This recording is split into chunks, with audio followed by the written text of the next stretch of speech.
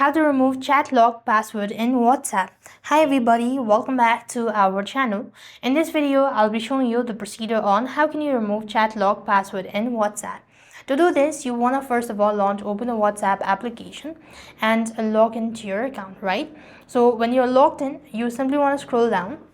So as you could see, now then, in order to check the chat log, you could just swipe down and go to log chat, right? So in order to use or in order to remove the pin, what you have to do is open up the chat page and then tap on the three dot icon, go to more, or you just need to go ahead and tap on your profile. Scroll down and there you have the chat log, right? So all you need is disable it and confirm it with your print or maybe your password or biometric, and this way you'll have successfully removed chat log password in WhatsApp. So that is how you could do it. I hope the video was helpful. Make sure to like, share and subscribe. Thank you for watching. See you in the next video.